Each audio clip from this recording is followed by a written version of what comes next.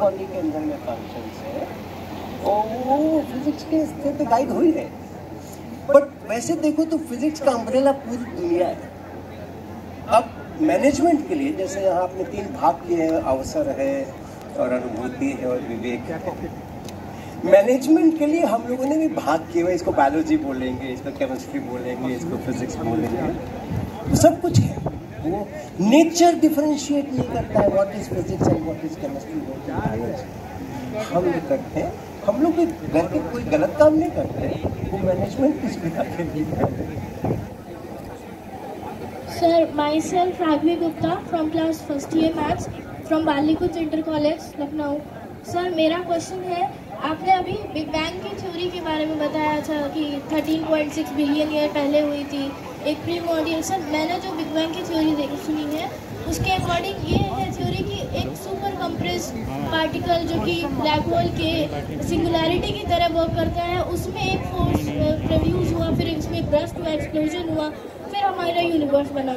लेकिन सर हम कह रहे हैं कि जब यूनिवर्स ही नहीं था तो वो सिंगुलैरिटी की तरह एक्ट करने वाला सुपर कंप्रेस्ड कोलाइड पार्टिकल आया कहाँ से? वेरी बहुत बढ़िया सवाल है, बहुत बढ़िया सवाल है। एक्चुअली ये जो फील्ड है ना, क्या नाम बताया? राघवी। ये जो सवाल है ना, ये सवाल एकदम से दिमाग में आता है, तो मेरे को भी आता है और लोगों को भी आता है। मैंने जब इसके लिए थोड़ा समझने की कोशिश की कि वो क्या था, तो मुझे पता चला कि अगर आप फ्रेंच की कोई कहानी पढ़ो, लिखी हुई है, मान लो फ्रेंच में कोई कहानी लिखी है, ABCD आपको आता है, A से Z तक आपको अक्षर आते हैं, और वो जो फ्रेंच के विजिटर्स हैं उसको भी A से Z तक ही होते हैं। कहीं कहीं पे टेढ़े टेढ़े वो ऐसा कोई डॉट वॉट इधर उधर लग जाते हैं, बट वैसे अक्षर वही होते हैं। ओके, मेरे को जितना आता है, यानी जितनी इंग्लिश आती है, उससे मैं उस फ्रेंच की कहानी समझने की कोशिश करूँ तो समझ पाऊंगा क्या? समझ पाऊंगा क्या? बिल्कुल नहीं समझ पाऊंगा। हमें क्या पता ही नहीं चलेगा क्या लिखा हुआ है। फ्रेंच में अगर कुछ लिखा हुआ है तो उसके स्पेलिंग्स, इतना बड़ा वर्ड है, उसमें 5-6 लेटर्स हैं, पता नहीं क्या है, Z के बाद H है, H के बाद Y है, Y के बाद क्या है। अब फ्रेंच जो जानते हैं उसको उसका पता है, लेकिन हमें पता नहीं है। We are not entitled to deal with these questions unless कि हम उसकी लैंग्वेज न सीखें।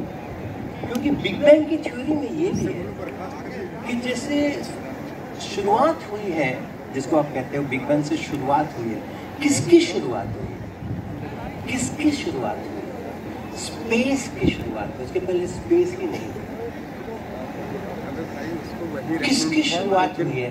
टाइम की शुरुआत हुई है, उसके पहले टाइम ही नहीं था।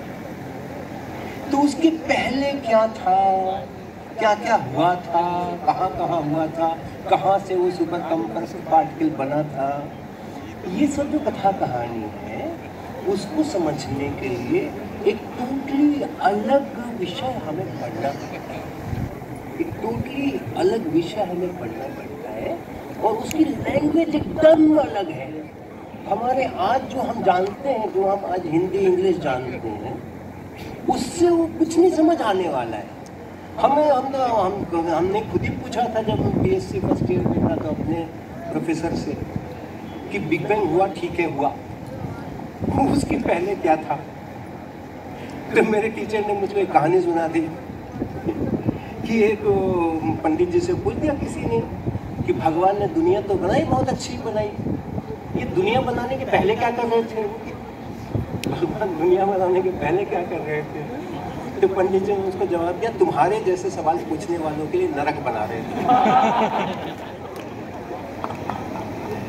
तो अभी की सिचुएशन ऐसी है, अभी की सिचुएशन ऐसी है, जो ये बिग बैंग, ब्लैक होल और ये और वो जो है चीज़ें, इनको जांचने के लिए, अरे उसको सुन लेने दो, उसके बाद बात कर लेना।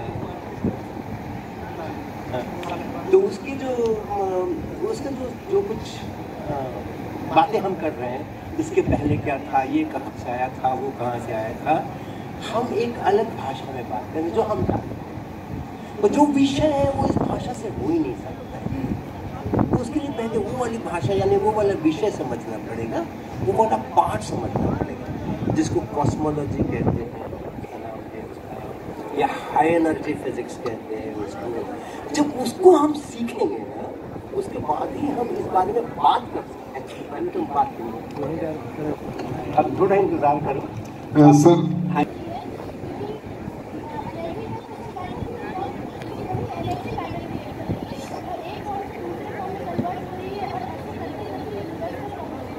देखो कहानियां इतनी सिंपल नहीं होती हैं, ओके? ये सीड आइडिया अच्छा है, ये सीड आइडिया अच्छा है। इसको आप जो ऑब्जर्वेशंस हैं, जो लोगों ने देखा है, जो देख रहे हैं, गैलेक्सीज क्या कर रही हैं, कौन सी जगह से कैसे रेडिएशंस आ रहे हैं, वो जो डेटा है, वो डेटा अगर मैच होता है किसी थ्योरी से तो ठीक है। लेकिन कोई एक प्रश्न के उत्तर के लिए हमने एक कहानी बना सकते हैं, but that not theory. But वो जो कहानी है जो कि किसी एक चीज को कुछ अंश के अंदर में उसको कर रही है, वो एक अच्छी चीज है, बड़ी बढ़िया चीज है। ऐसे ही करके उसी सीड आइडिया से फिर आप आगे बड़ी थ्योरीज भी निकाल सकते हो। बट आप ये नहीं सोचना कि कोई बहुत बड़े प्रॉब्लम का हल हो गया, क्योंकि जब तक सारे ऑब्जर्व डेटा नहीं तय होते हैं हमारी थ्योरी से, और वो होंगे कि नहीं होंगे ये टेस्ट करने के लिए भी आपको उसमें से उस चक्र में से गुजरना ही पड़ेगा। जब तक आप वो लैंग्वेज नहीं जानोगे, जब तक वो आप कॉस्मोलॉजी और एनर्जी फिजिक्स और जनरल थ्योरी ऑफ रिलेटिविटी नहीं जानोगे, you can not even test कि वो डेटा से हमारा मैचिंग हो रहा है कि नहीं हो रहा है। ओके, तो आपको थोड़ा आपका इस विषय के अंदर में इतना इंटरेस्ट है तो आप जरूर आगे बढ़ो इसके अंदर में, ये सब चीज़ें पढ़ो, एनर्जी फिजिक्स, जनरल थ्योरी, पहले स्पेशल थ्योरी ऑफ रिलेटिविटी, फिर जनरल थ्योरी ऑफ रिलेटिविटी, फिर कॉस्मोलॉजी, ये सब आप करो। फिर ये दो दिन की यात्रा थोड़ी है। अगर इतने सारे वैज्ञानिक मिलकर के अभी भी उसके ऊपर रिसर्च ही कर रहे हैं, तो आप क्यों सोचते हो कि ये 2 दिन के अंदर में खत्म होने वाली चीज़ है? आप लगाओ इस पर 5 साल 10 साल लगाओ इसके ऊपर, फिर कुछ नई चीज़ लेकर के आओ, बढ़िया मस्त। ओके, सर मैं एक लास्ट सवाल है आपसे पूछना चाह रहा था।